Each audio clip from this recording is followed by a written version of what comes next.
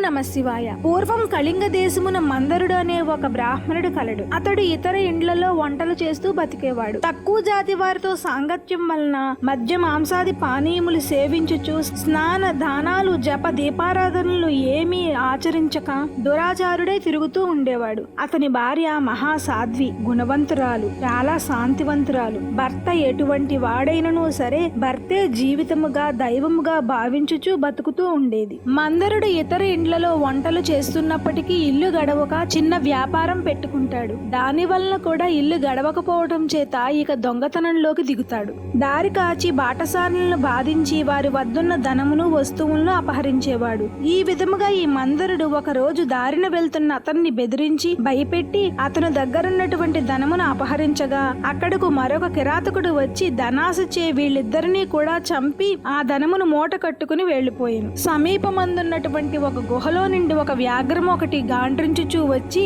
ఈ కిరాతకునిపై పడి వీరిని చంపెను. కిరాతకుడు కూడా దాన్ని చంపెను. ఈ విధముగా ఒకే కాలములో నలుగురు మరణించినారు. మందరుడు చనిపోయినప్పటి నుండి అతని భార్య నిత్యము హరినామ స్మరణ చేయుచు భర్తనే తలుచుకుని దుఃఖించుచు కాలము గడుపుసాగింది. కొన్నాళ్లకు ఆమె ఇంటికి ఒక ఋషి పుంగవుడు వస్తాడు. ఆ వచ్చిన ఋషిని గౌరవంగా ఆహ్వానించి, స్వామి, నేను దీనురాలను, నాకు భర్త గాని సంతతి గాని లేరు. నేను సదా హరినామ స్మరణ చేయుచు జీవించుచున్నాను. కావున నాకు మోక్షం కలుగు మార్గమును చెప్పమని బతిమాలుతుంది. అప్పుడు ఆ ఋషి పుంగవుడు, కార్తీక పౌర్ణమి చాలా పవిత్రమైన దినము. ఆ రాత్రి దేవాలయములో పురాణము చదువుకో. నేను చమురు తీసుకువస్తాను. నీవు ప్రమిదను ఒత్తిని తీసుకుని రా. దేవాలయంలో దీపం వెలిగించిన ఫలితం నీవు తీసుకో అని చెబుతాడు. అందుకు ఆమె ఎంతగానో సంతోషిస్తుంది. ఋషి పుంగవుడు చెప్పినట్లుగానే ఆమె ఆ రోజు రాత్రి పురాణమును విని దేవాలయంలో దీపం వెలిగిస్తుంది. ఆనాటి నుండి ఆమె విష్ణు చింతనతో కాలము గడుపుతూ కొన్ని రోజులకి మరణిస్తుంది. ఆమె పుణ్యాత్మురాలు అగుట వలన విష్ణుదూతలు వచ్చి విమానం ఎక్కించి వైకుంఠమునకు తీసుకుని వెళ్తారు. కానీ ఆమెకు పాపాత్ముడైన భర్తతో సహవాసం ఉండటం వలన మార్గ మధ్యములో నరకము వద్ద కాసేపు ఆగుతారు. అప్పుడు ఆ నరకమునందు మరి ముగ్గురుతో బాధపడుతున్న భర్తను చూసి, ఓ విష్ణుదూతలారా, నా భర్త మరి ముగ్గురును ఈ నరక బాధలు పడుచున్నారు. కావున నా యందు దయ ఉంచి వారిని కూడా వైకుంఠమునకు తీసుకుని పొమ్ము అని ప్రాధేయపడుతుంది. అప్పుడు విష్ణుదూతలు, తల్లి, నీవు కార్తీక శుద్ధ పౌర్ణమి నాడు నీవు ఒత్తి చేసిన ఫలమును వ్యాఘ్రమునకు, ప్రమిద ఫలము కిరాతకునకు, పురాణము వినుట వలన కలిగిన ఫలితం విప్రునకు దారపోసినచో వారికి కూడా మోక్షం కలుగునని చెప్పగా అందులోకి ఆమె అట్టే అని చెప్పి దారపోసెను. ఆ నలుగురును ఆమె దగ్గరకు తీసుకువచ్చి విమానం ఎక్కించి వైకుంఠమునకు తీసుకుపోతారు. కార్తీక పురాణం వినుట వలన కాని దీపం వెలిగించటం వలన గాని ఎట్టి ఫలితం కలిగినో చూసారా? ఈ కథ